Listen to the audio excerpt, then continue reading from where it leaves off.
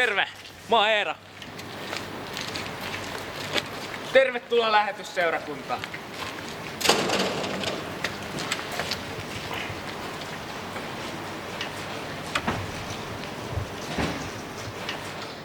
Ja seuraavaksi opitte tuntemaan seurakuntamme pastorin Markku Tuppuraisen. Lähetysseurakunta on sellainen hyvin erilaisten ihmisten hyvä yhteisö, jossa pyritään voimakkaalla opetuksella, hyvällä musiikilla ja semmoisella yhdessäololla luomaan sellaiset periaatteet, että ihmisen on hyvä olla, ihminen kokee, että hänen elämällä on tarkoitusta. Ja lähetysseurakunta on, mä luulisin, että yksi sellainen keskeinen seurakunta, joka etsii oikein ihmisiä, jotka haluaa personoitua Jumalaa, hänen sanansa ja siihen suunnitelmaan, joka Jumalalla on ihmistä varten.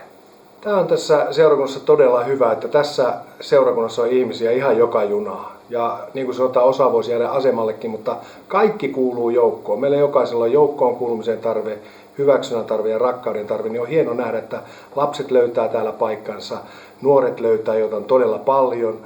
Nuoret aikuiset, jotka kasvaa omaa elämäänsä, heitä on paljon, he tulee eri puolta Suomea, on erilaisista kulttuureista, on keski-ikäisiä, perheellisiä ja myöskin vanhuksia, jotka on rakentaneet tämän seurakunnan hyvälle ja turvalliselle Jumalasanan pohjalle.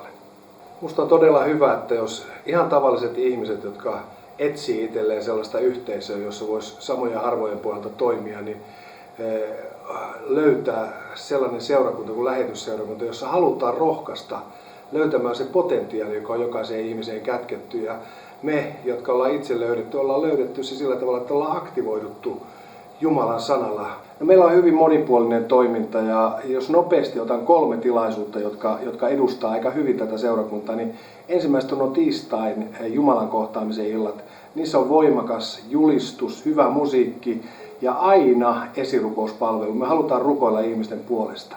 Lauantaina on tuo Roba Hope, johon tulee nuoret ja nuoret aikuiset ja se on dynaaminen, sellainen ei ennalta arvattava tilaisuus, jossa on hyvin monipuolinen, vaihteleva musiikki ja julistus tulee nuorten taholta ja myöskin johto on nuorten kautta.